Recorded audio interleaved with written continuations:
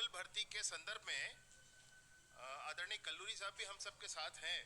इन्होंने पूरे विषय को, कांस्टेबल की भर्ती की पूरी प्रक्रिया को समूचे प्रदेश में देखा है, संचालित किया है, बड़े ही पारदर्शिता के साथ संचालित किया है। पहली बार ही पुलिस भर्ती की प्रक्रिया में सारे ही नंबर्स जारी किए गए हैं।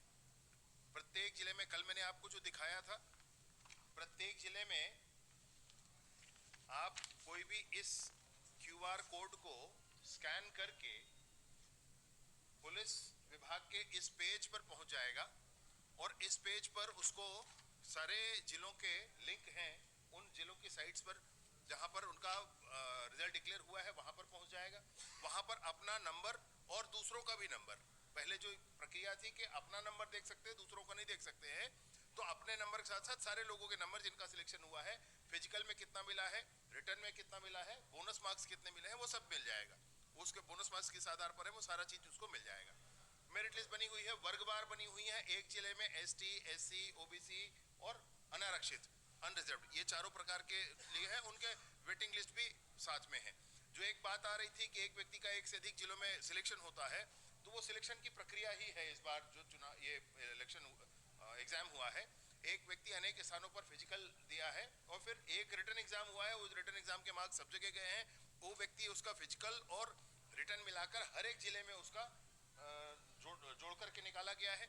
एक व्यक्ति का एक से अधिक जिलों में हो सकता है, वो एक जगह ज्वाइन करेगा तो अन्य स्थानों पर उसका मेरिट वेटिंग लिस्ट से उसको उठाया जाएगा। वेकेंट रहने वाली कोई बात इसमें नहीं है, पहली बात। दूसरी बात मैं आपसे कहना चाहता हूं कि कल्लूरी जी ने एक बहुत अच्छी व्यवस्था दी। सभी जिलों के SPs लगातार 3 दिनों तक बैठकर अपने यहाँ उन्होंने सुनवाई की कि जिसको भी जो ग्रीवेंस है आप बताएं, हम उसके रिड्रेसल का तुरंत ही पालन करेंगे। ये 3 दिनों तक फ्राइडे, सैटरडे और संडे, ये 3 दिन हुआ, फ्राइडे, सैटरडे, संडे। एक बार कल्लूरी साहब आपको और क्लियर कर देंगे सारी चीज़ों को। ये 3 दिन हुआ। 3 दिन होने के बाद फिर भी अगर किसी के मन में रह जाता है तो 19 तारीख और 20 तारीख, 19 दिसंबर और 20 दिसंबर को फ्राइडे और सैटरडे है।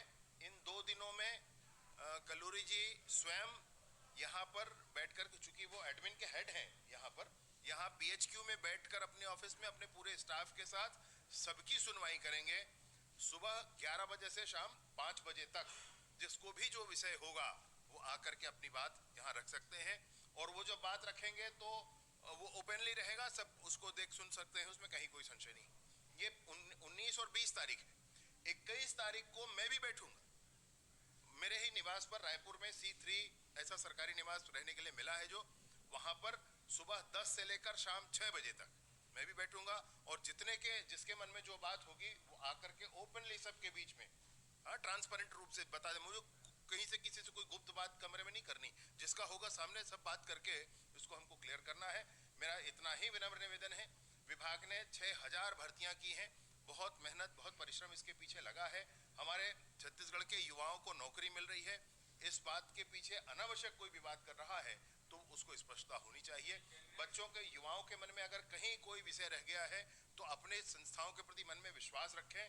हम लोग स्वयं दिन भर बैठकर पूरी ही बात सुनेंगे। कोई एक बात भी कहीं गलत हमको दिखेगी कि ऐसा है तो उस पर भी हम लोग काम करेंगे, तुरंत ही उस पर काम करेंगे।